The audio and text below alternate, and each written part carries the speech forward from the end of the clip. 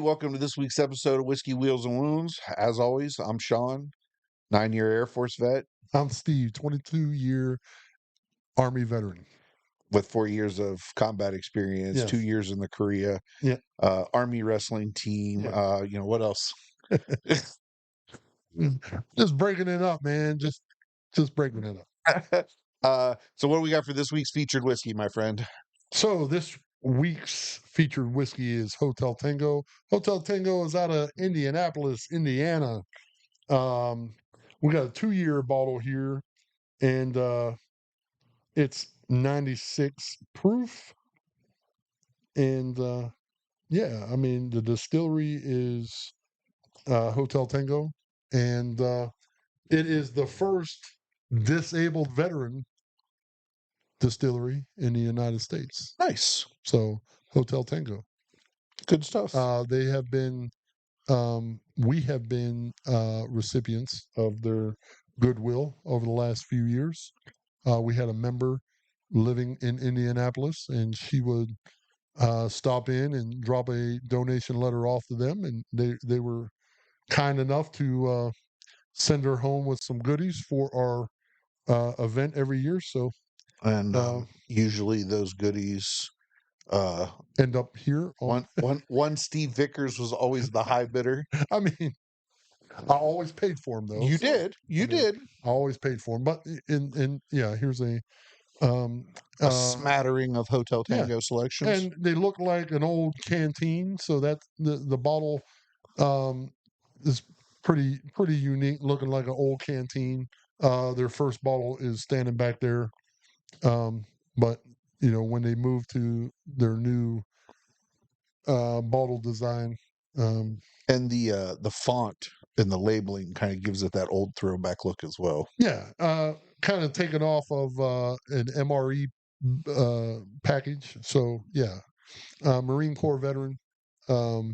So appreciate it to Hotel Tango for being this week's featured whiskey. Do they offer a crayon flavored? That I'm not sure. They have marshmallow. That's a missed opportunity. I mean, they have marshmallow, but yeah. So this week we are going to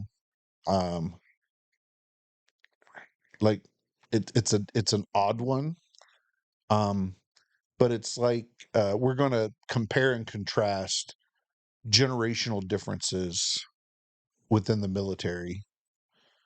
And really the foundation of what we're going to be talking about is the differences in uniform and uniform standards. Like Right. that's the basis. Yep. And then how we have viewed those changes and how those changes, which seem minuscule and benign, Yep. have had negative impacts on what we deem as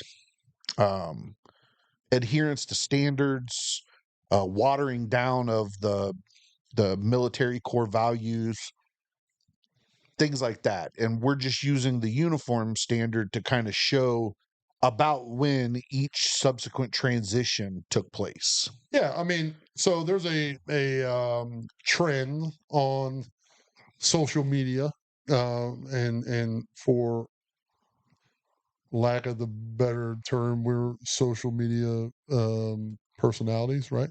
Well, we're personalities. I don't know about social. Right. So it only makes sense to take a social media trend and apply it to what we talk about and see the differences between different generations and how they view military service through, and it's captured in the way they present themselves. Right. You know what I mean? Yeah. So so we we're not here to say Generation X is better than the greatest generation because they got that name for a reason, but yeah, I mean, and there's people out there that are going to think that we sound like the get off my lawn guy. Right. But you got to look at it from a we're looking at it from basically an 80-year perspective of changes throughout the military and how we view those changes as coinciding with uniform standards. And right. And again, I'll be the first one to say I don't think a lot of this applies to the Marine Corps. Their uniform standards have not changed. I mean, A little bit has. I mean, they did change to a different camo pattern when everybody was changing because it was the yeah, cool yeah, thing to do. But right. as But far as dress uniform is concerned, nah, they yeah, are on point.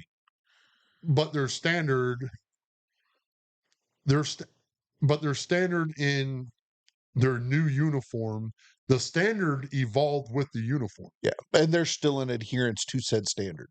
Right. Gotcha. I mean, the uniform changed, yes, but the standard remains the standard, remains the standard. Unlike, I can speak for the Army. Unlike the Army, that standard changed. And I have, like I said, my son's in is a nasty girl in the National Guard, and so I see, you know, the differences there. And then, I got out in 2006, and the Air Force has changed drastically in the 18 years I've been out. Oh my fucking god. Oh, okay. yeah, Sorry. Realization of just how long I've been yeah, out. little reality check there. Yeah. So we're gonna kind of do. We'll start around World War II. Um, especially with the pinks and greens. Right. Those guys, when they were, we're not talking about combat because there's a whole different standard for that. And But them motherfuckers took their goddamn dress uniforms with them to combat. yeah, So when they wasn't fucking in combat, they were in fucking dress uniform. and the 1940s pinks and greens were shit hot. Yeah. Yeah, but the guys back then also, didn't look like me as far as being pudgy and shit. So, but yeah, so World War II, they the adherence to their standard was really high. Yeah. Um, the pride that they had in themselves and their service when they were out and about in their dress uniforms was extremely high. Um, Well, I think the national pride carry over to, you know what I mean? Because a lot of them were drafted, yes, right? But they were drafted into a war they wanted to fight in. correct. You know what I mean? There was a lot of national pride leading, after Pearl Harbor, and everybody wanted to do their fucking part. You know what I mean? So there, pride in appearance, pride in representing the United States, um, transformed itself into their appearance. So I think a lot of that was there's a lot of transference there, opposed to Vietnam, where a lot of them were drafted, But into a very unpopular war. unpopular war, which a lot of veterans after Vietnam, they burned their uniforms. They didn't want to wear their uniforms. People spit on their uniforms, opposed to after after after World War II, they had parades in the street where people were kissing, and civilians were kissing people just because they're in uniform. Yeah. That's a vast difference. And then well, and then Korea's in the middle there, and nobody knew when they came home. Nobody knew, right? There's no Time magazine cover photo of when people came back from Korea. It was over. I don't want to say it was overlooked, but I mean, you don't They have they you call don't. it the Forgotten War for Yeah, you know what I mean. yeah. But it was right after World War II, you have this period of time prior to going to Vietnam, and the spectrum gets completed. how people reacted going into World War II, coming out of World War II, going into Korea, out of Korea, into Vietnam, out of Vietnam. The spectrum is a complete 180. Well, and with the Korean War, it wasn't technically, like VE Day, victory in Europe. It was a ceasefire Right. that's been in place for Yeah. For 70 years. right. So it's I I can I can understand why the populace wouldn't react as well as they did to World War II, but they didn't react as negatively as they did to Vietnam either. So Right. Right. so so after Vietnam, you got guys that don't want to wear their uniforms. They're Right. ashamed of what the uniform stands for. They destroyed them, they put them away. Um, they Veterans distance themselves from their service for a lot of reasons in a lot of ways. Um, that was also towards the end. It was what, mid '80s when the BDUs came out. Yeah. So they were wearing the green fatigues. Green. Yeah.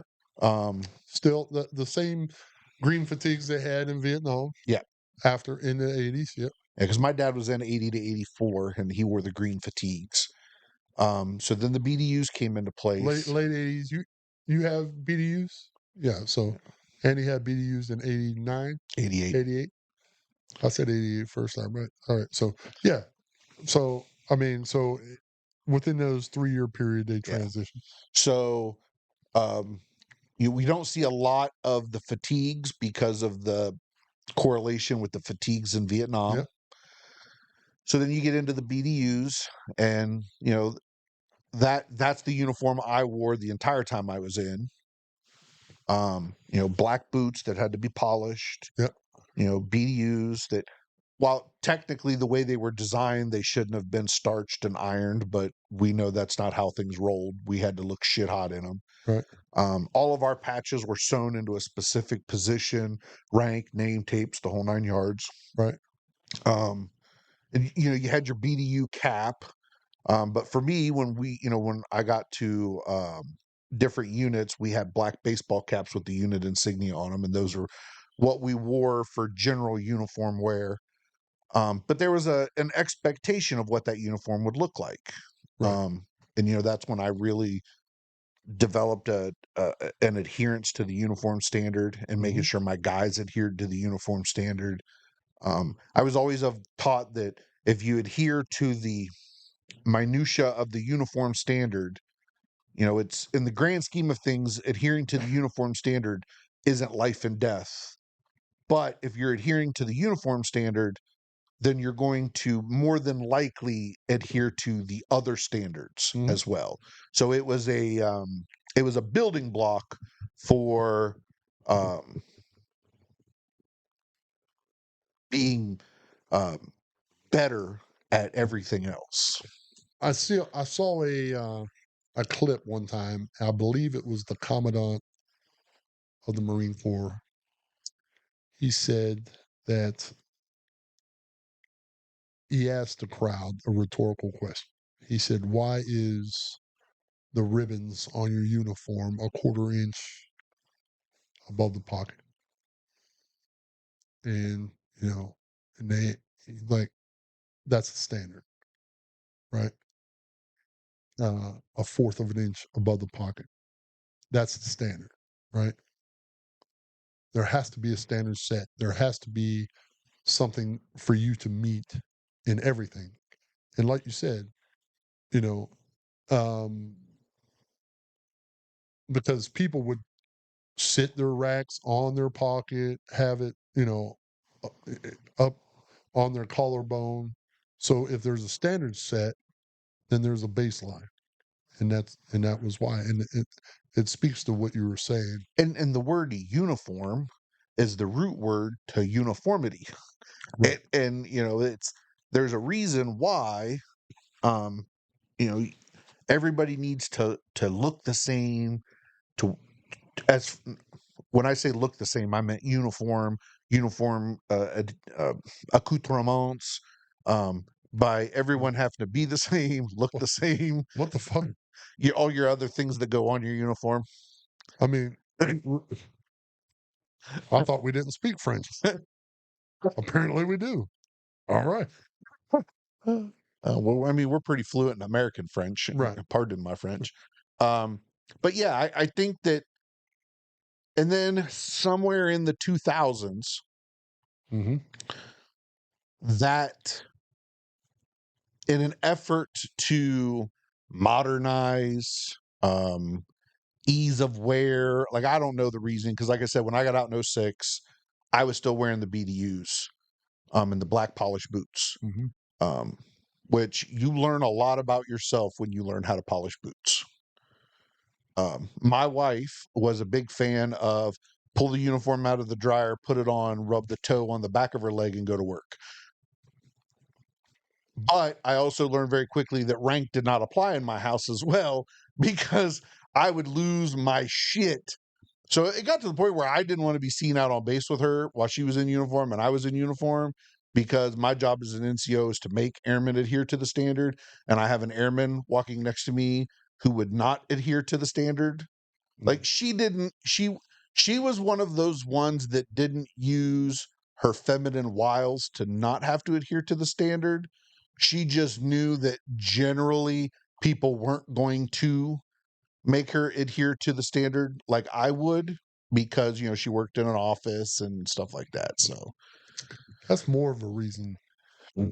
That's more like now she'll tell you that she did.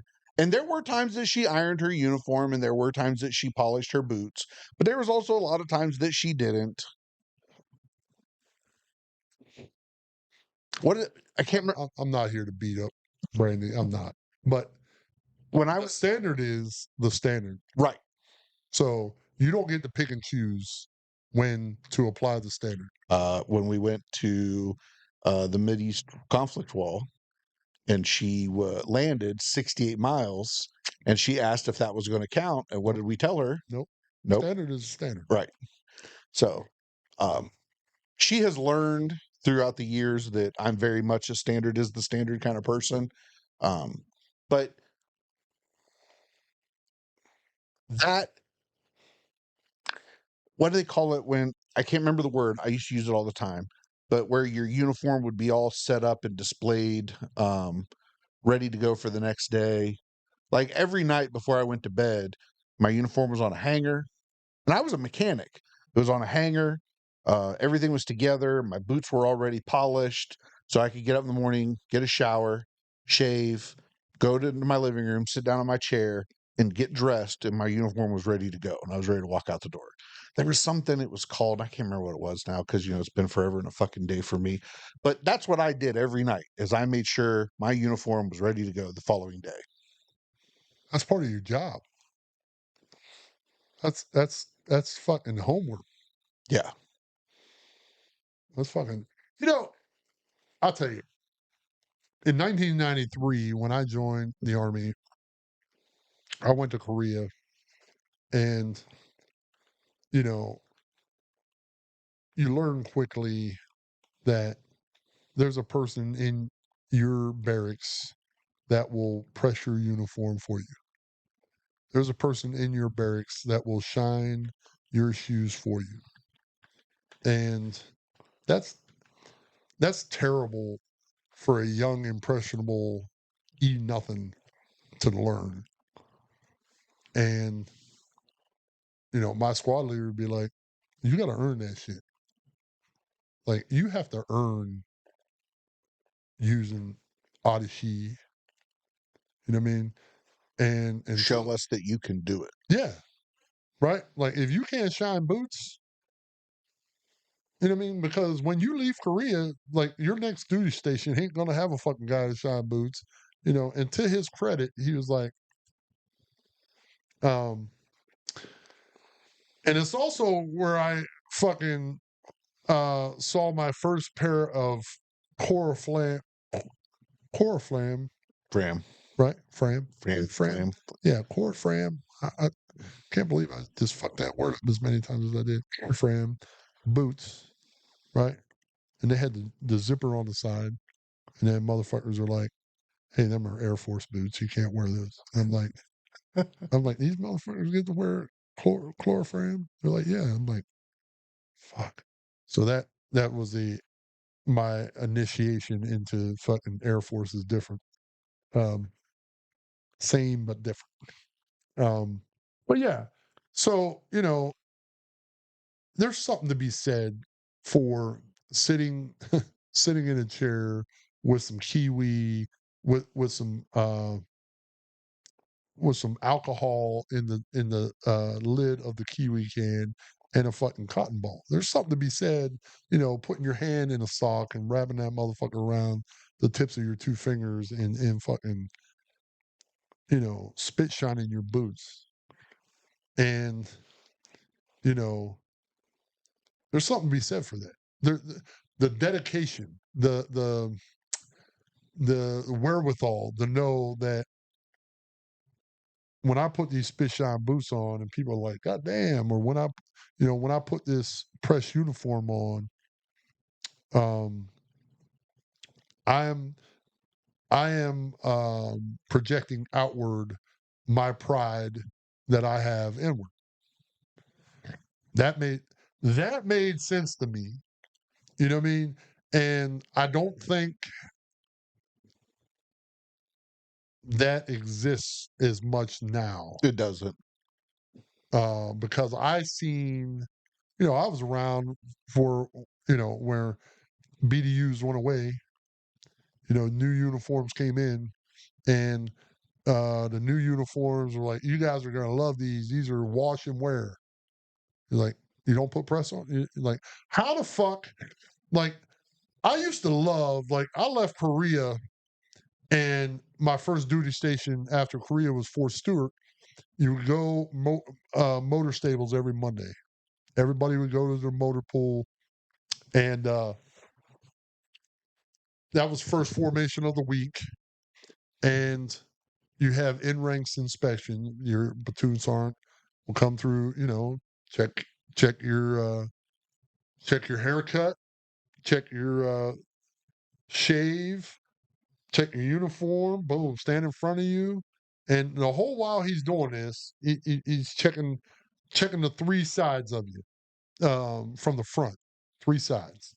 He breaks you into a third, or she, but in my case, they were all men.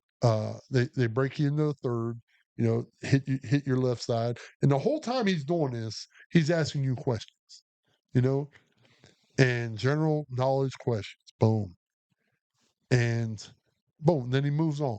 He does first squad, second squad, third squad, and then as he's coming to the first squad leader, now he's checking the back of your uniform. Boom, boom, boom, boom. You know, and then at the end, he'll come back to the front, he'll close ranks, and he'll be like, hey, Private so and so, Private so and so, hey, have a great day. You're off. And for me, it was so easy to set myself apart from from my peers because, I spit shine boots every night. And um pressed my, got my uniforms pressed. Um, yeah. Now, I then, Monday mornings, I'd take my press uniform off and put it on a hanger and then put my motor pool uniform. There ain't no such thing as a motor pool uniform.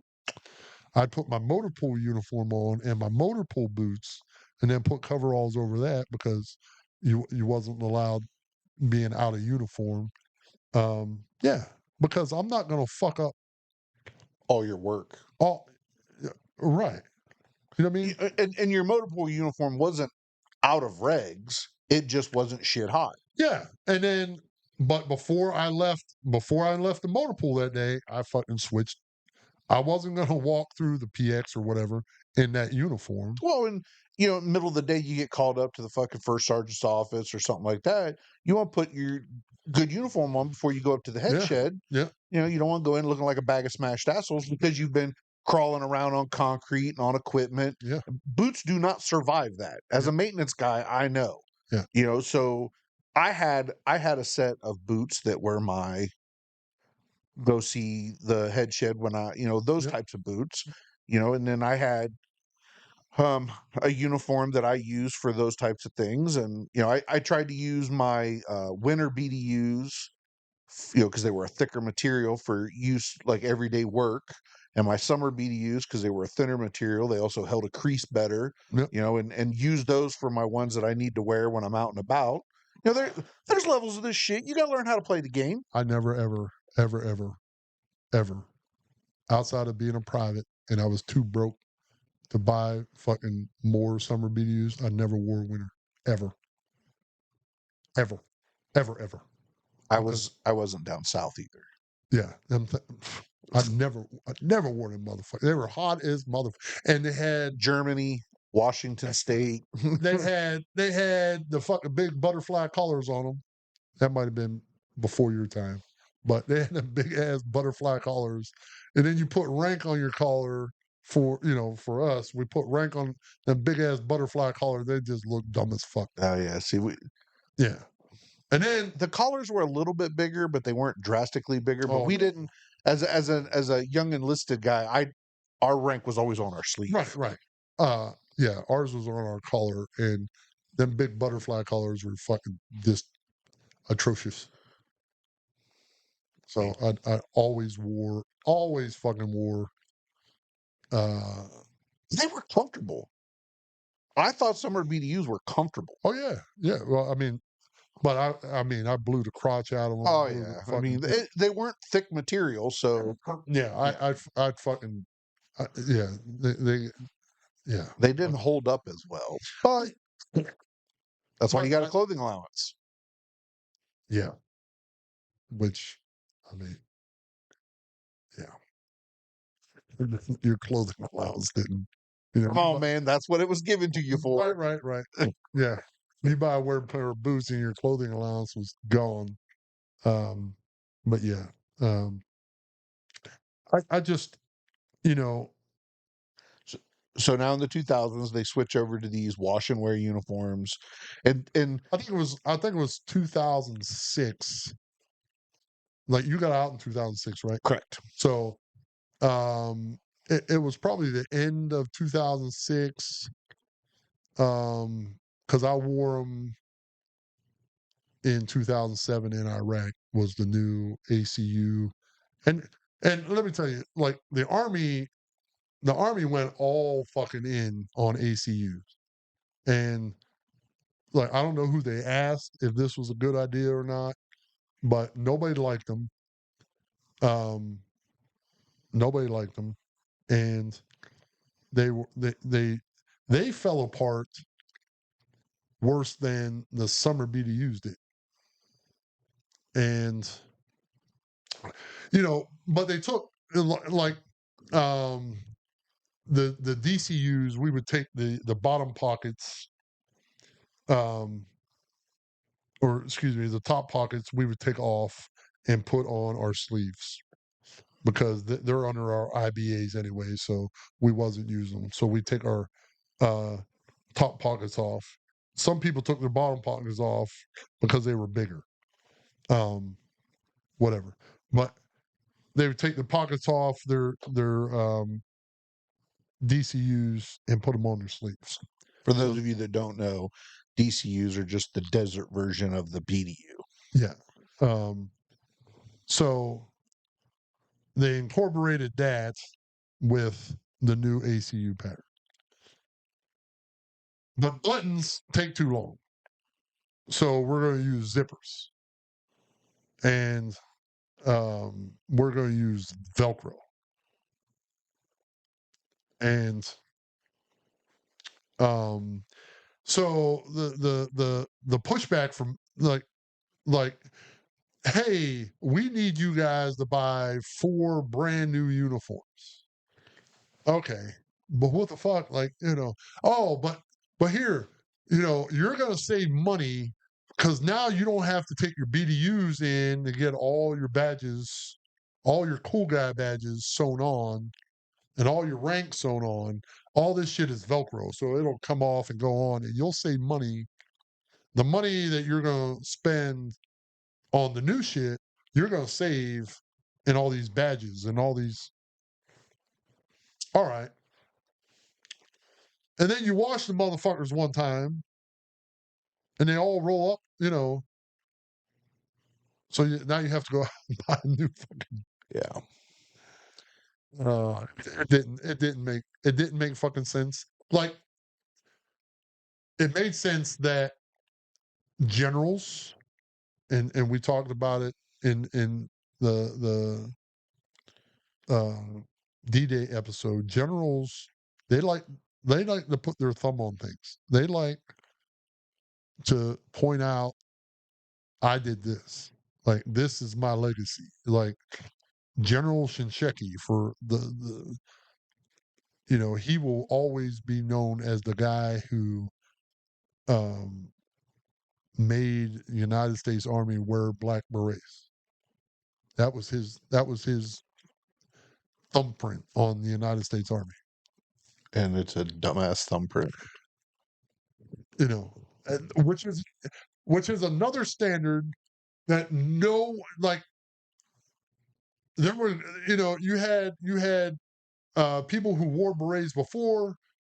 Oh, this is just another beret, so I have to fit, I have to cut and fit and shave this beret like all my other ones. Then you had you had a group of people who wanted to have those other berets, who, I want to be airborne, but I don't want to jump out of a plane. I want to be a ranger, but I don't want to embrace the suck. I want to be a Green Beret, but I don't want to go to North Carolina. You know what I mean? Yeah. Those people. But I want to be a PX fucking cool looking guy. So, you had those people. Then you had people that fucking, they didn't know if they were in the army or in culinary school. You know what I mean? Because they're fucking, they look like Debort. What's that dude from the fucking Muppets? What's the guy from the Muppets? What's his name? Fucking The chef. yeah. What's his name? Yeah. You know what I'm talking about. Yes, but I can't These fucking flat. I don't know, but yeah, terrible. Um, and but that that started the decline of soldiers, airmen. That started the decline of the military not taking personal pride in their appearance. Right. Because you didn't have to put effort into it anymore. Yeah. And like, what the fuck does it matter? In 365 days, you're sending me back to fucking war anyways. So yeah. I don't think that. And them motherfucking ACUs, I know you're going to laugh at me. They just hung wrong, man. They fucking hung on you wrong. Like BDUs, you had them little side buttons that you can taper your shit in. Them motherfuckers hung wrong. They made big bodied guys like me and large frame men like me. Them fucking ACUs just look fucked up. The zipper fucking all fucked up. Yeah. Nothing was right about those. They things. did not where the BDUs transition from size to size fairly decent, those did not. Yeah, it sucked. Sucked. And to piggyback on that, BDUs were cut one way. It wasn't a men's BDU or a woman's BDU. They were all cut the same. So if you were a female that looked good in a set of BDUs, you knew that female was going to look good out of those BDUs. Right. Because they weren't flattering to the female figure. So there was many a set of BDUs I happened to witness as a young airman going, holy shit. Yeah. Which later on uniforms, when I've seen, they just it doesn't have that same reverence. And everybody had to have a different camo pattern. Yeah. I mean, that And how many times has the camo pattern changed now? I mean, I think the Army's camo patterns changed them more times than anybody's. yeah. Because the Air Force's one is kind of like a bluish gray. Yeah, that's The Navy's is like a dark bluish gray. yeah. The Marines is a similar digital pattern to the Navy, but it's that black and green and brown. And then the Army went Well, from they have two. They have a tan and a woodland. and then the Army went from the ACU Yeah. to, I thought you guys had a different digicam pattern, and then to the one that Trevor currently wears now.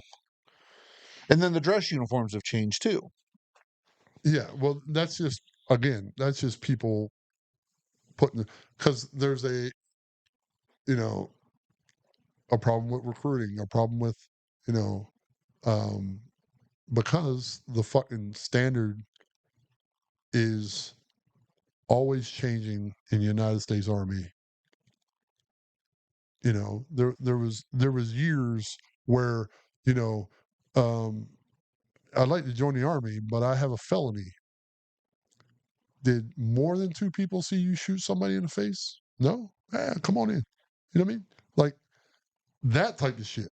Where, you know, the standard to get in the army was dropped.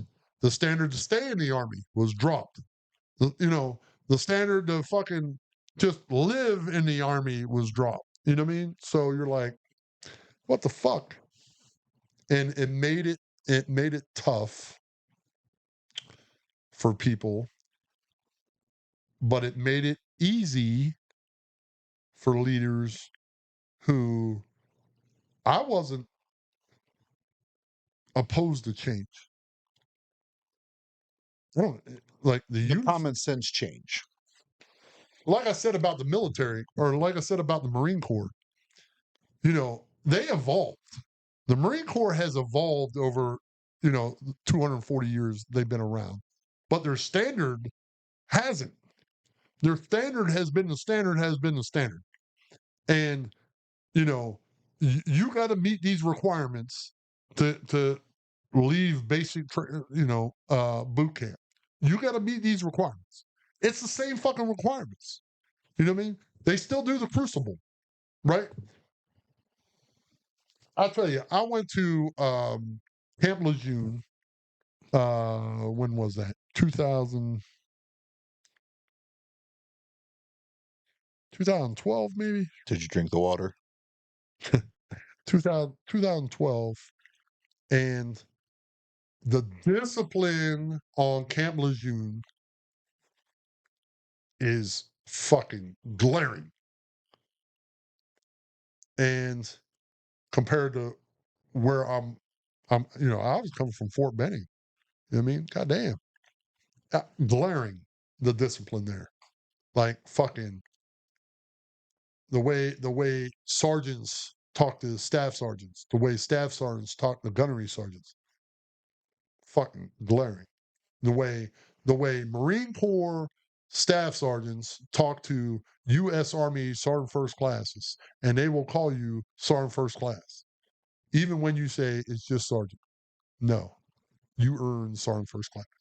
You're like, yeah, I got that, but it's just Sergeant. You know what I mean? No, I mean, fuck, man. Now, their uniform standard, them motherfuckers show up in 10 different uniforms of PT. You know what I mean? They don't give a fuck what you look like at PT, but you're going fucking PT. You know what I mean? This ain't fucking Gunny Highway shit, right? This is When you're talking about that, that's what I'm thinking about. Those scenes from fucking right. Heartbreak Ridge where he's like, you got to be in the same t-shirt I'm in. Um, that was Gunny, did you know Gunny Highway was supposed to be a Army Sergeant First Class? No. Yeah, the Army turned down Heartbreak Ridge. And the Marine Corps said, sure. Yeah, well, it gave Gunny Highway gave Sergeant First Class Highway gave the Army a bad look, undisciplined, you know, and they were having recruiting problems. So, uh, and the Marine Corps is like, so basically, this one Marine took a platoon of misfit Marines and turned them into uh, hardened, steely-eyed killers that went to Cuba and fucked them up. Yeah, we'll take that. Yeah. So, not to kill it for anybody, but Gunny Highway was uh, an alcoholic E7 in the Army, opposed to an alcoholic E8 in the fucking Marine Corps. Or E7 in the Marine Corps, excuse me. But yeah. So, uniform standard, the adherence to a standard, because there's not much of a standard anymore. Like, When I say there's not much of a standard anymore, there's still a standard, but it's not as fine-tuned. bro, It's not as difficult to maintain. females can have fucking ponytails now. That ain't a fucking standard. Yeah. They can have their hair on their collar now. That Yeah. ain't a fucking standard. You know what I mean? Like, come on, man. Like,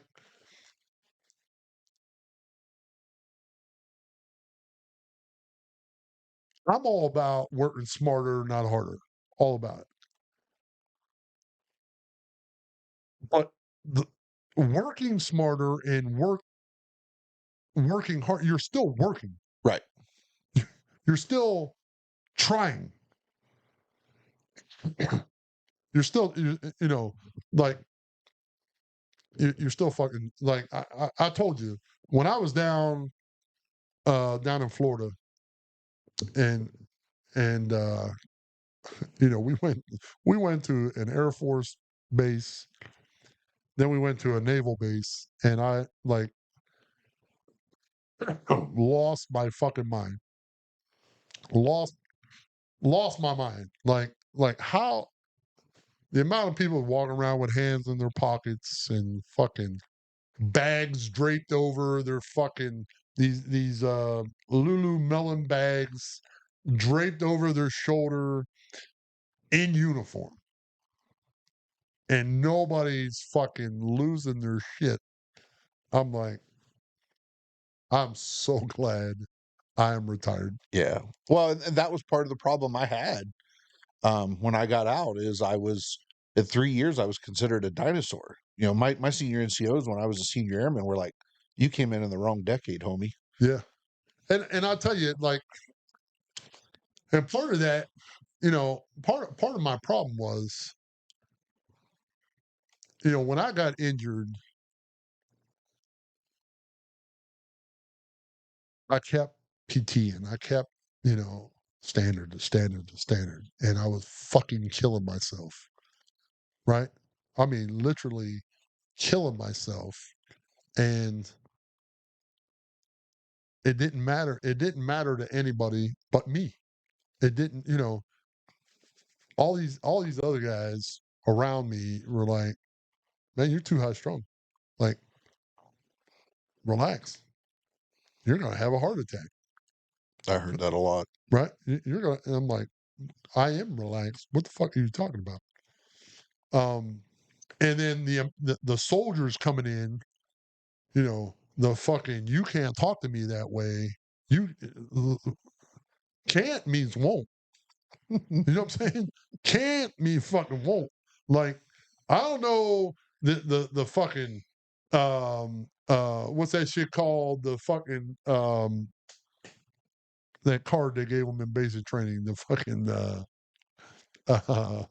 We called it the timeout card. yeah, what the fuck they call them shits? Ah, damn it, it'll come to me. But I'm like, come on, man.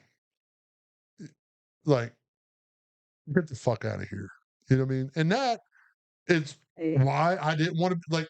That was the time where I got selected to be a drill sergeant. I'm like, you want to send me over here and deal with these little motherfuckers? Like, no, you send them to my platoon, Yeah. and I'll fuck them up right. You're basically telling me that you're trying to tank my career because that's what's going to happen. Right. I'm like, yeah, I'm like, get the fuck out of here. Like, You might as well just court martial me now. yeah, like I'm not subscribing to fucking this fucking my feelings are hurt. So, get the fuck out of here. Get the fuck out of here. We started pacifying the military. Well, and I think the problem with that is the more people they brought in that are in our modern society, they expect the military to change to accompany them, and they're doing a very good job of forcing that. Well, they want you to mold. They want you to mold shit, right? But they don't want you to put your hands on the shit to mold it. Yeah. And I'm like, get the fuck out of here, man. Like, There is a time and place for positive reinforcement, and there is a time and place for public humiliation. yeah. And I think public humiliation, with reasonable public humiliation, has its place as a teaching tool. this is how I looked at it. And I could be fucking wrong, but my career is over now, so who cares? This is how I looked at it. When speaking to privates to fucking the E4 mafia, right? That does not exist. That doesn't exist. When talking to privates, when talking to Joe, when talking to lower enlisted, if I correct you in public, the person standing next to you learns your lesson, right? So I should not have to tell the person standing next to you ever what I'm telling you right now because I'm telling them, right? Yeah. By de facto, I'm telling them and every other private in that platoon,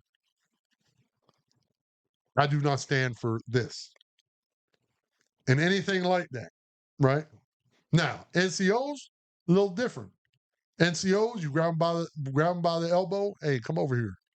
That's fucked up. Well, because if you reprimand your NCOs in front of your privates, those privates, that NCO has lost his authority with those privates. Right.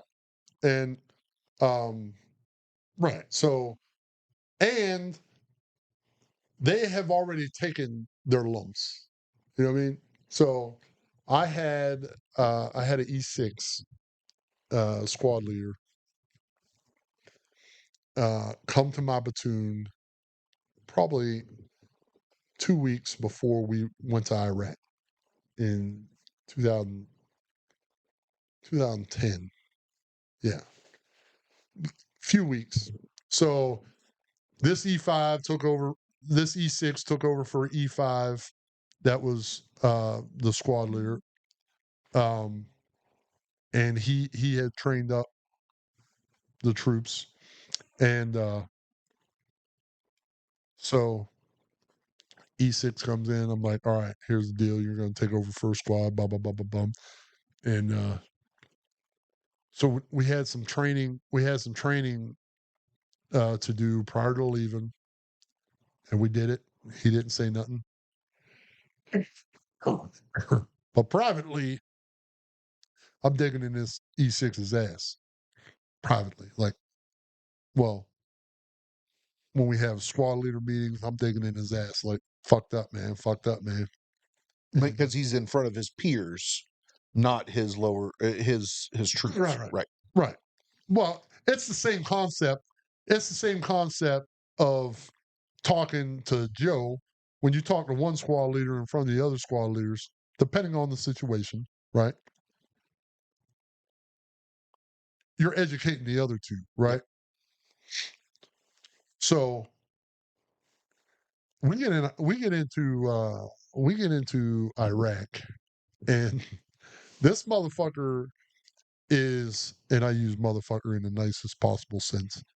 Uh, this motherfucker is smoking in his truck while on route clearance, going down to MSR, and he pops the fucking top hatch on the Buffalo, and there's smoke rolling out of it, right?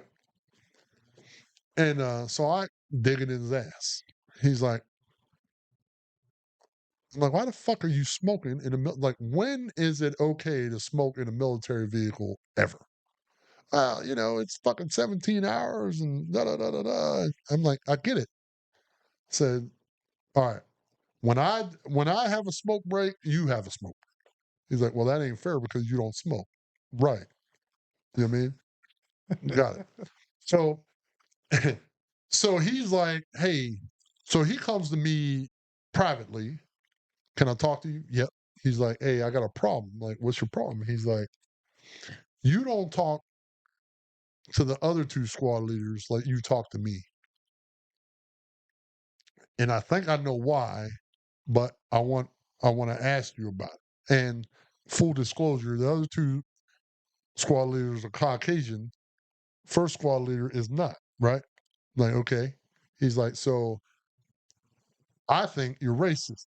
I'm like, all right. Well, what makes you feel that way? He's like, because you don't talk to them like you talk to me. They're white. I'm not. And I'm like, okay, I understand your point. Those two guys, regardless of their skin color, has been in this platoon for 18 months or whatever the hell it was. I'm like, they've already taken their lumps. If I'm still yelling at them for the dumb shit you're doing, then I would have fired them a long time ago. You know what I mean? Like in 18 months, if I'm yelling at you for fucking smoking in a goddamn truck, then you would have been fired already. You know what I mean? So it has nothing to do with your skin color. You will find that you will learn my quirks, and once you learn my quirks, you're going to be gravy. And he was. Me and him went to brigade together. We fucking worked great together. We still talk to each other today. But you know, it's easy to look at that and be like, "Oh man, you're hard on me because," right? And I'm like, no. I fucking hate everyone equally. I love everyone equally. I'll fucking yell at everyone equally. Like if you're fucked up, you're fucked up. And I'm like, you have to take a step back. Like I understand where you're coming from, but take a step back. First thing you ask yourself, am I wrong? Yes, I'm wrong. Right? So everything after I was wrong, you have no control of. You ain't got no control of how much I get yelled at, how much punishment I take, if I'm gonna be reprimanded. You don't get you're not in control of none of that. The only thing you're in control of if I'm doing right or wrong, right? 100% of the time, if you're doing something right, you're not going to get reprimanded 100% of the time, right? No, not this. I think I'm doing something. No, no, no. If you're doing something right by the book, you know what I mean? And as long as your leader is grading you by the book, right? Then you're fine. I'm like, but you don't get to say, okay, I get it. No, no, no. I tell the 7-year-old that, not like, did you mess up? Yes. Then you're gonna have to just take this. Now I'm gonna talk to you until I feel better. Right? I'm From the gonna talk to mountain you. of right. Right? That's right. I'm gonna talk to you till I feel better. And if you don't want this to happen again, don't do the same shit again. Yeah. So and then once we got on that level, I mean, we were good. Yeah, my guys would always say Sergeant Neighbor's an asshole, but he's an asshole to everybody equally. Yeah, He don't play favorites, I'm and I yes. never had favorites. I have favorites with my children, but that's it. Yeah, you know, I never I never have favorites either. And I tell you, you know, I bet everyone in every one of my every one of my organizations I was in charge of, they think they're the fucking most hated. You know what I mean? I had a conversation with Callahan the other day. He's like, you know, so and so, you fucking hated him, right? And I'm like, no. Like, oh, you fucking hated him. I'm like, no. I'm like, there are some that begged for my attention more than others. Begged. They're like, we want you to yell at us. You know what I mean? And yeah, they beg for my fucking attention. And you know, here's the other thing. The standard is a standard is a standard. We've said that 100 times. If I correct you one time on the standard, and then the next time I see you do the same deficiency, and I don't correct you again, I now set a new standard, right? So I as an NCO, I'm charged to maintain the standard. Yep. No matter where, no matter why, no matter how. I'm charged to maintain the standard. You know what I mean? And if we don't maintain the standard and we allow someone above us in the chain to maintain that standard for us, then we failed. Yeah, shame on me. Yep. And then now they don't need me. Right. So yeah, I mean, you know, and we're getting off topic, I think. But I've had people from other outside of my platoon or whatever be like, man, that dude fucking yells all the fucking time. Like all he does is yell. Like, what's he yelling about? I don't fucking know. And then, you know, then by some, you know, they become a misfit in their platoon. So they're like, hey, Sergeant Vic, I want to give you Sergeant so and so. All right. Send him over. Who you gonna give me? I ain't giving you shit. I'll give you fucking, you know, specialist so and so. What the fuck? I'm giving you an E5. Well, you're giving me an E5 for a fucking reason. Yeah. Like you're giving me a sergeant for a reason. And you think you're fucking me. No. But do you want this E4 or not? Yeah, I'll fucking, you know. And then, you know, that guy come over and he'd be like, God damn, man. Like, I was dreading come over here because all you do is fucking yell at people, but all you do is yell at people who deserve to be yelled at. I'm like, yep. And then once I start yelling, you have to take that shit. Have to. Because I'm gonna yell until, you know, I feel better. That's it. Yep. You don't want me to yell at you. Maintain the standard. That's it. And and then, you know, we be in Iraq and I tell guys, listen, man, like when we're off, you're fucking off. I'm not gonna come fuck with you. You don't come fuck with me. When we're back at garrison, I tell them the same thing every Friday night. You know what I mean? If you need me, you call me. If you don't need me, don't fucking call me. You know what I mean? I am not your fucking designated driver because I didn't drink back then. You know, I'm not your designated driver. So if the plan is let's all go out and get fucked up and we'll just call Sergeant Vic and he'll come get us. Will I come get you? Yes. But again, you're going to have to fucking hear about it until I feel better. And you may have to run behind my truck.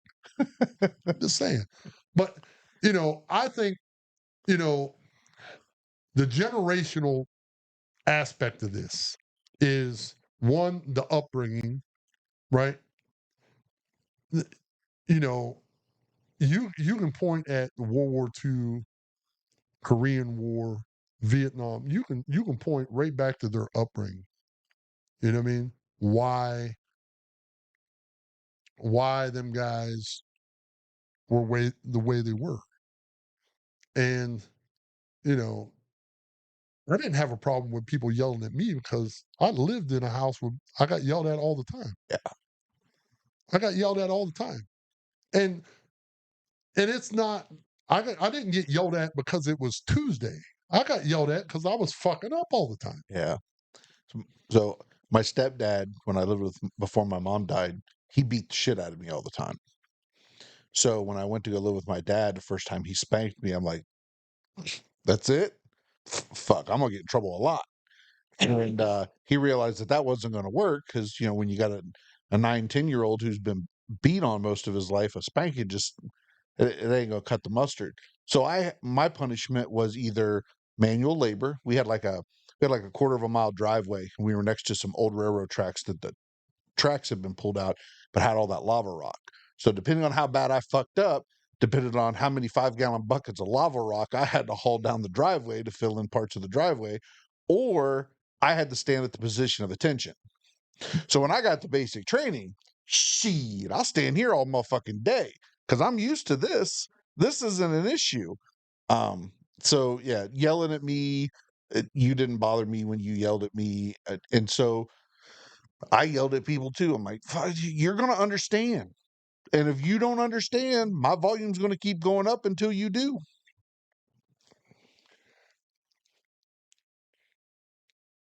You know, when I joined my, I had two goals. Goal number one was to pass the keys that I was given on to the next new guy, and that's like private shit. You know what I mean? Because in Korea, when you were the private, you had the keys to all the vehicles, and at whatever time at night, someone yell at you to go down. They need, mechanics need the vehicle open at fucking 11 at night. You went because you had the keys.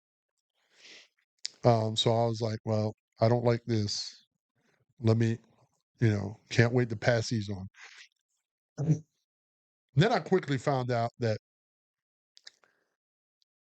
even though I didn't, I will take an ass chewing. I'm pretty good at taking an ass chewing because I've already chewed my own ass for whatever I fucked up.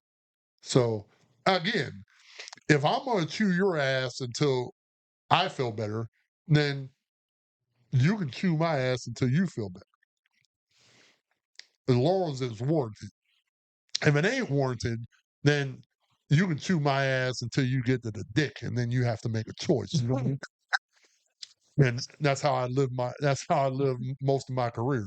You know what I mean? Chew my ass all you want, but then you have to get to the dick, and then you make a choice.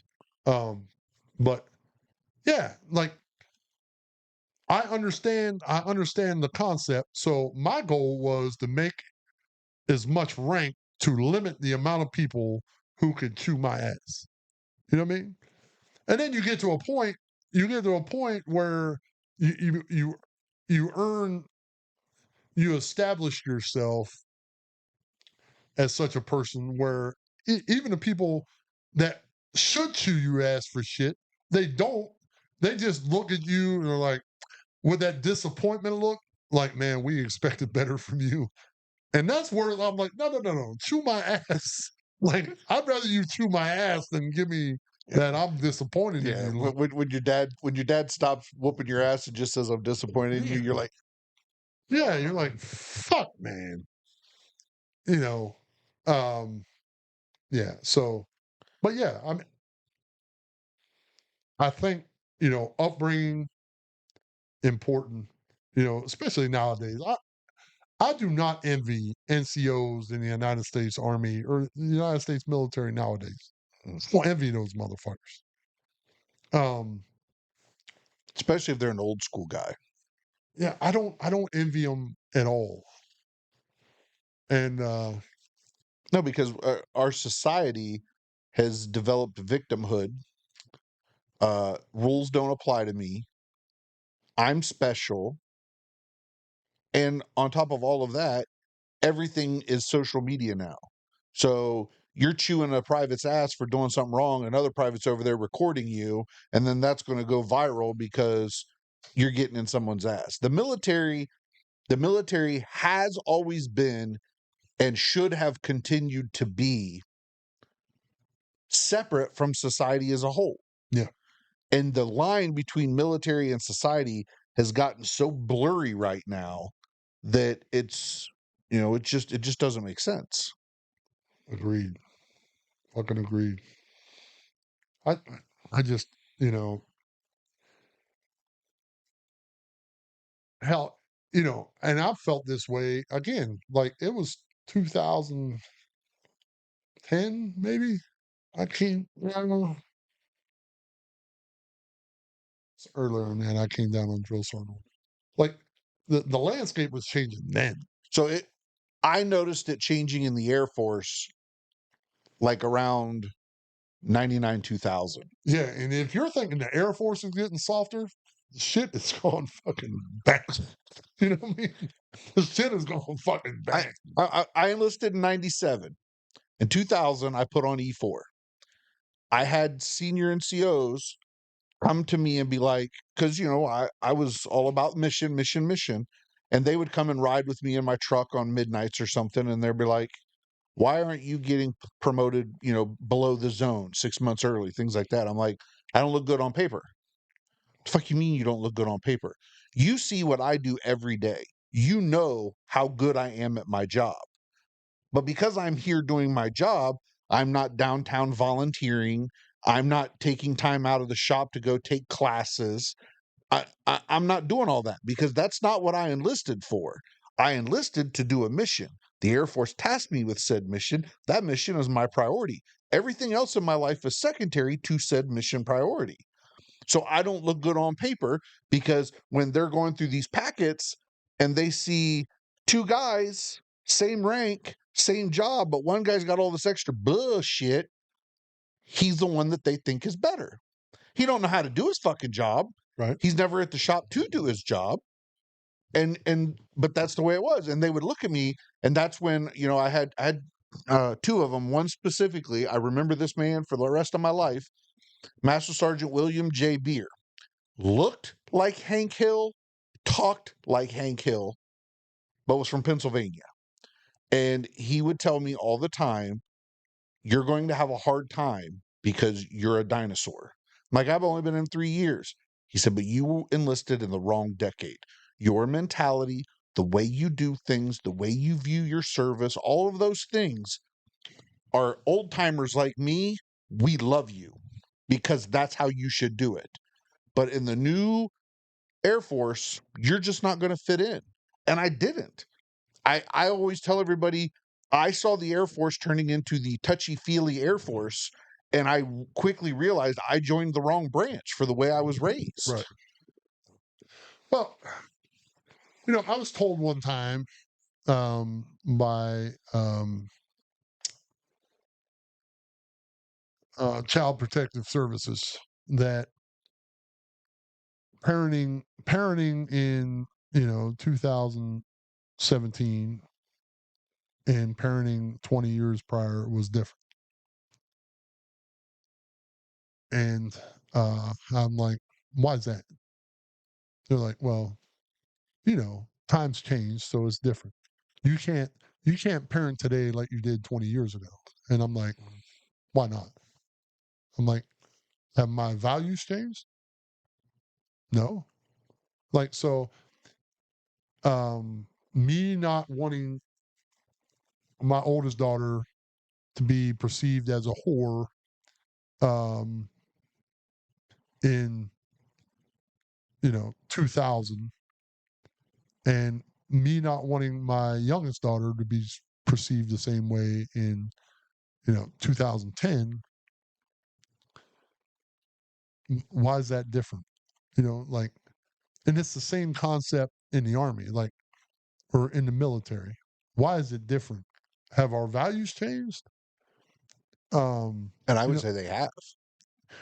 They have, And that's right? part of the But problem. why? But like, we still have all these traditions in the military that we fucking grasp onto. We say mottos and creeds and all these things that have been around forever. And if the NCO creed for example, when it was founded, when constructed, then and now, if they mean the same, then what's the difference? You know what I mean? Like, And I would say that a lot of those traditions and values that, those types of things, those core beliefs that we held dear for so long, they're being done away with as well. yeah, right. And that's the problem. That's the problem. Because you're gonna want, you know,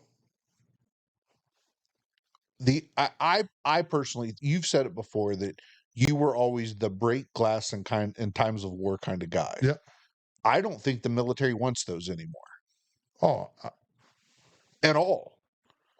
Like with the way that society is now, you don't want people with rough edges. You don't want people that have an adherence to the standard. Uh, when we were talking about the last episode about the dude with the and the change of command ceremony, yeah, the Army put out a statement that said if that impacted you, go see your local sharps coordinator. If a scene of a dude masturbating with a butt plug in his ass triggered you so much that you have to go see the sharps coordinator, yeah, why the fuck are you in uniform? right, Because I'm pretty sure if you have to go into any type of combat scenario, you're going to wish you were seeing a dude with a butt plug in his ass right. and not the shit that you see when you're in a combat scenario. Yeah, it's I don't There are legitimate need for sharp coordinators, because there are historically uh, those types of crimes that are committed. yeah, yeah, But for that, shut the fuck up. Come on. right. And that right there is a prime example of what we're talking about. And I'm going to say it this way, the pussification Yeah, of the United States military.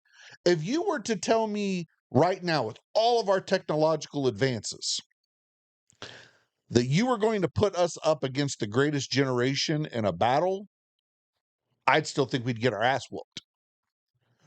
Technologically, we may be better, but they had a backbone to them that you couldn't break. And now we've got military members that are are losing their minds because they were doing dumb shit on TikTok and their command told them to knock it off, and you're hindering my free speech, and you're trying to the patriarchy, and you're when you are under the Uniform Code of Military Justice, you are not afforded the same rights as you are as a private citizen. yeah, You're held to a different standard. Your ability to have free speech is limited. Your ability to do all of the things that you can do as a regular citizen are modified. Why? Because you don't fall under just the Constitution and just general laws. You are under the Uniform Code of Military Justice. That's why there's a whole separate fucking document for that shit. yeah, Quit pissing and moaning. If you don't want to be held to what has been long standing standards, traditions, any of that, don't raise your right fucking hand and take an oath. Go do something else. yep, I'm not saying that you can't be you, but the military is not a place for individuals. The military is a place for uniformity, cohesion. There's a reason that movies like Missing in Action are not realistic, because you can't have one guy that takes on everything. You have to have a team around you. So quit being a fucking individual and start being a soldier, an airman, or a sailor. Follow the traditions, follow the standards, quit being a bitch. Like, fuck. yeah, And if you've got birds and leaves and bars and stars, wake the fuck up. yeah, Quit trying to adhere to what you see on social media to try to help your recruiting numbers. That's not going to help you. Not You're going for quantity over quality. And it shows in your military today. Yep. And it's never good.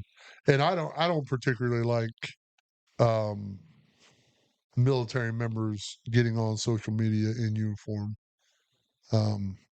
It goes against everything that we were taught growing up, you know.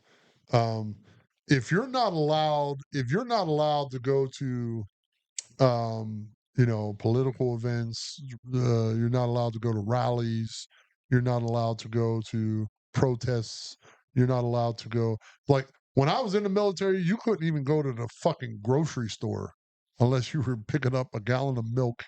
You know what I mean? Like you can only go to the store in uniform if you were picking up essentials for home, baby formulas, shit like that. You know, now motherfuckers go to Walmart with their fucking blouse off and no fucking headgear on. You know what I mean? Yep. And want you not the fucking throat punch them. And you're like, what the fuck? And these people, to me, again, to me, the message gets lost in the optics. These guys on and girls on social media in uniform, your message is getting lost in the optics for me because you're trying to, and then especially if you're talking bad about the military, especially if you're like, what the fuck, man?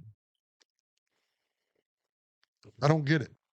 Like, get the, and all of them will tell you, I don't get on social media on my when I'm at work. It's always on my off time. Well, if you're in your off time, then get the fuck out of uniform. Yeah. There are some that I either watch or I follow that I don't have an issue with the content that they're making because of said quality of content. You know what I mean? Like that dude, Mandatory Fun Day. Yep. I He does a very good job of portraying what it's like in the military and making fun of it, the lifestyle of it without bringing discredit to his uniform and such. But but see, discredit to his uniform is that's a perception. Correct. So you're allowing it's all relative. You know what I mean?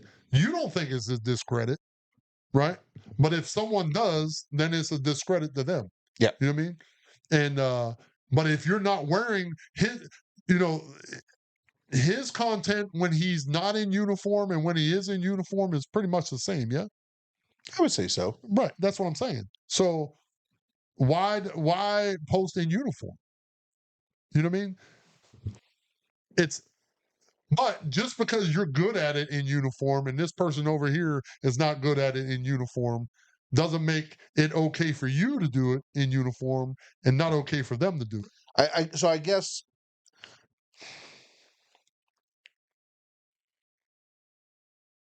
so with the rise of social media and things like podcasts and stuff like that, commands have had to take into consideration these things and draft standards and policies. So I guess I don't have a problem with it if you're adhering to the standard that's created, but I understand why you have a problem that they created a standard at all. But no, a standard was created. You cannot speak publicly about the military. Like if you speak in uniform, you're speaking on behalf of the military. Period. That's the standard I grew up in. As a young airman, I used to say good enough for government work. I got reprimanded for that. That's why I don't say that anymore. I say good enough for the girls I date. Right. Because I got reprimanded for saying good enough for government work because I was in uniform doing government work. So I get it. I do. But my other problem is You don't need another standard. It's like gun laws. We got 57 gun laws. Law 1, it's illegal to fucking shoot somebody. Everything other than that, you don't need another fucking law. You don't need another fucking law. You know what I'm saying? You cannot speak about the military in fucking. You cannot unauthorized. Um, if you're not authorized to speak about the military, meaning that You're not public relations or something like that. Yeah. you cannot speak about in uniform. Everything other like, oh, that was before social media. So was it before the telegraph? Was it before fucking no? That fucking law supersedes. Are you in uniform? Yes. Are you talking about the military? Yes. Does that fit under that law, that fucking standard? No. You know what I mean? I can't. It fits under there, so we don't have to make another law because social media wasn't around in your day, old man. I understand that. I do not disagree with you on that. I can't disagree with you on that. That's I'm like, holy fuck. Like we don't have to keep evolving standards because you know now what is different like a different standard before cell phones, right? There was not a standard of you can't talk on a cell phone and walk in uniform. So when cell phones came out, they're like, yep, that looks stupid. Let's fucking get rid of that. Boom. Then it's like, oh, my fucking Bluetooth earpiece doesn't fall under a cell phone because my cell phone's in my pocket. Are you talking on the fucking cell phone? Yes. Through your earpiece? Yep. Are you walking? Yes. Can you talk on the phone and walk in uniform at the same time?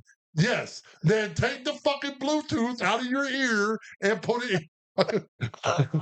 Like, am I wrong here? I don't know. You know what I mean? To me, if the standard is you can't talk on the phone and walk at the same time, no matter how you're fucking talking on the phone, I'm holding a can with a string up to my phone in my pocket. I can't do that. You know what I mean? Like, god damn. It's not that fucking hard at all to me. Like, we don't need 37 fucking standards every time something new comes out. Because now, oh, but that standard don't say iPhone. It just says cell phone. It don't say fucking Android. It's like shut the fuck up.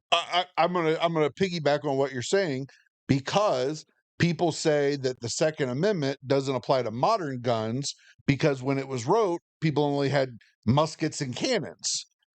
But the First Amendment didn't take into consideration social media, cell phones, computer, the internet, TV, telegraphs, none of that shit because that shit didn't exist. So does none of that fall under protected free speech? But arms, right? What is arms? Armaments. So everything, whatever your definition of arms is, right? And people consider that muskets. Well, if musket is an arm, that is a apparatus that shoots a projectile, right? Yes. So is a fucking M16. So is a AR-15. So is a fucking cannon. So is it right? Arms is arms. So if it's fucking, it don't need to be rewritten. It don't because arms fucking subcategory under arms is fucking whatever bullshit you're trying to fucking talk about right now. You know what I mean? Yeah. Now, if they would have specifically said 2 muskets and 1 cannon, then yes. Yes. But they didn't. No, they said arms. Our founding fathers were very intelligent at being able to write a standard that has stood the test of time. Yep. It's just vague enough, but just specific enough. And that's what that's what burns. It burns me that this generation, they work so fucking hard to get out of so much shit. You're working so fucking hard I'm putting in, if I would put in a third of the work I put into trying to maintain a loophole, fuck. I could just be done. Like, god damn. Like, you didn't, and it goes back to fucking implied tasks. This implied tasks. Like, I walk into a room, I'm like, all right, boys, sweep up, and you guys can go. Roger, Sergeant, and I leave. And when I come back, they're not there, but there's piles of dirt on the floor. Because they swept up. They fucking swept up. But the implied task is put it in the dustpan, put it in the fucking garbage can, and then if the garbage full, take the fucking garbage out. But I didn't say that. Right? Now, that type of stuff, though, has been going on for a long time. Yeah. Because that's the private's job. The private's job is to do. Why'd you put that weapon together so fast, Private? Because you told me to, Right. Drill Sergeant.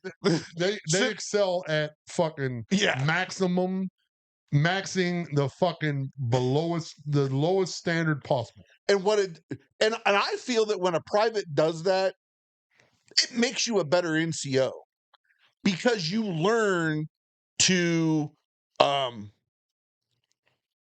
well, they learn quickly. They better fucking unfuck. Like, if I say minimal shit, they better do fucking. But that's what I'm saying. It makes you a better NCO because you get real good at telling them, no. When I say when you tear their ass up for only sweeping up and not doing all the implied tasks, they get real good at understanding when Sergeant Vickers says a basic task, we better do all the steps that are involved in that basic task, or that's our ass. Yeah. Well, the next time they see me and I'm just like this, they know. And I'm like, why are you beating your face right now? Because we left piles in the fucking orderly room and we thought it was funny, Sergeant. I'm fucking laughing, bro. I'm fucking laughing my ass off. Beat your fucking face. Beat your fucking face. I'm fucking, ha. That shit ain't funny now, is it? Shit ain't funny now, is it? Like that change of command.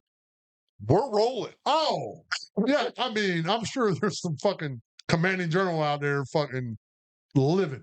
Oh, yeah. And there's a whole lot of motherfuckers in that chain of command that is dreading life right now trying to figure out who did it. Yeah. But. Right. No, I mean.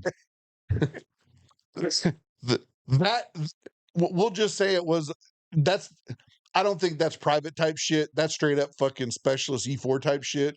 I think there's a specialist that has just created a scenario now that for the Army, before they do any type of live streaming of anything, they're going to figure out where their loopholes are, because that's how you know it was an officer and not an NCO that set that up.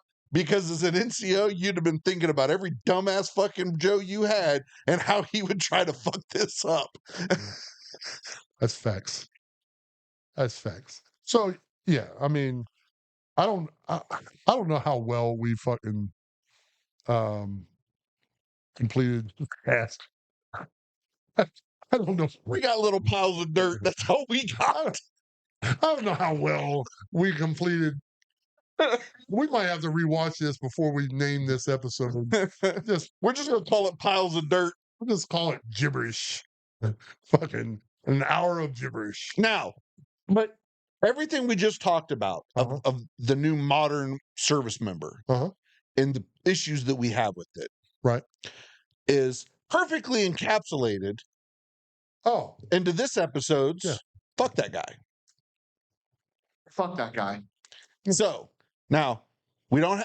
Again, we will put the disclaimer out. Sergeant, what was his last name again? Schultz. Yep. Sergeant Schultz is innocent until proven guilty. Yep. So there, out of the way. We're just two idiots that are no longer that have a platform to spout off the retardedness that is us. Yes. Okay. And all this is alleged. Yes, alleged. We just read internet. Yeah. We do fact check the articles that we read. Right. But so this cat Yep. is an intelligence analyst at Fort Campbell. Which I can't believe we still got those motherfuckers. Well, I've always loved the joke that military intelligence is an oxymoron. Right, got it. But he's an NCO intelligence analyst at Fort Campbell. Was he 506th or 501st? Either way, this motherfucker was allegedly contacted by a foreign agent in China. Yep. To just keep getting more and more types of intelligence. Yeah. And he did it over the internet, got like 42 grand for some of the shit that he did, whatever.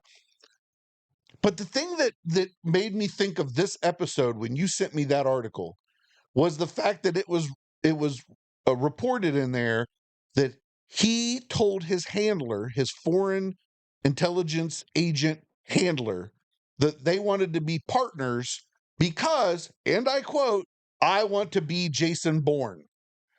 Get the fuck out of here.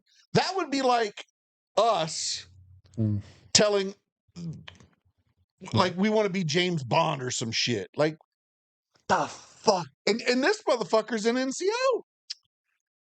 Yeah. Yeah. Yeah.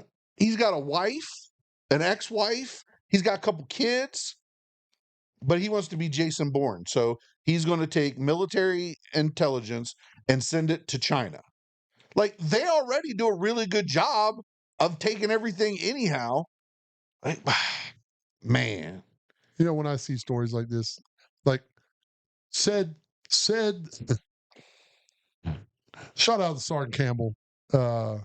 He's out at NTC right now as a OC. He's the squad leader I spoke about earlier. But shout out to Sergeant Campbell. So we used to sit in our office when we worked in brigade, and we would take turns. It wasn't an everyday thing, but it was like a story would come up on the computer and be like, and he'd be like, guess his race, right? And he's like, fucking man flies dirt bike off mountain. I'm like, that's a white dude. You know what I mean? That's a fucking white dude. And, you know, shit like that. Or we would read stories. I'm like, hey, guess this motherfucker, and this would be one of those stories. You'd be like, guess the race. Yeah, you would expect to get a text from Sergeant Campbell, be like, "Hey, guess the race," Right? Because this is 100% dopey, dumbass white boy shit. Yeah, and you can ask Chrissy all the time. I'll be like, fucking white people, like, fuck, man. And I think not. Man, fuck this guy. Yeah, we can have a whole nother episode on that. But man, fuck this guy. If it comes out that you're giving secrets to fucking China, you should have got a lot more money, bro. Guess what? This is one of those standards that hasn't changed because we got social media and cell phones. Right. I mean, we're still, yeah. Loose lips sink ships. Fucking, yeah. I mean, fucker. When you sent me that link and I read through there, I'm like, are you fucking kidding me? Are you fucking kidding me? Yeah. Jesus. I want to be Jason Bourne. Oh, that's it. Yeah. Fucking but it ties perfectly into what we're talking about. Ties perfectly. Like, motherfuckers, like, when I joined, I wanted to be part of something greater than myself. Even though I watched fucking Chuck Norris, I watched Rambo, you know what I mean? I watched Commando. I've said all that. You know what I mean? I watched all those movies, but I wanted to be a part of something greater than myself, and I wanted to be in the history books, not my name, but my deeds. You know what I mean? Meaning I was part of something that when you look back in the history of Iraq, I was part of that. You know, Third ID did this in this year in Iraq. Guess Boom. what?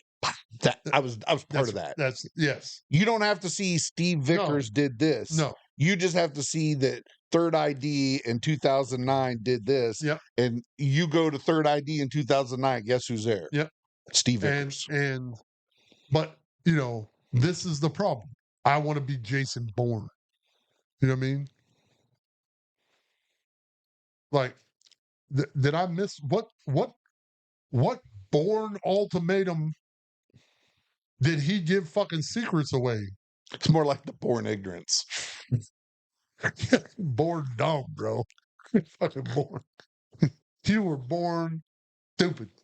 And STOOPED. Stupid. Allegedly. No. Yeah. You were born stupid. Now, but here's the thing.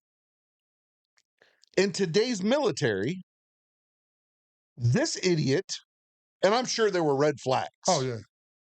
Promoted. Yeah. And NCO. that's what I'm saying. That's why it ties in to this episode, Now, I'm not saying that there hasn't been a long history of foreign intelligence infiltrating the military in some way, shape, or form or another. It's always happened.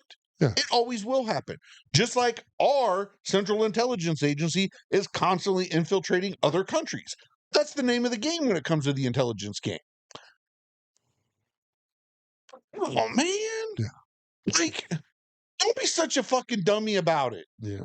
Yeah. Like, Jesus Christ. Jesus. And for that, you are this week's Fuck That Guy.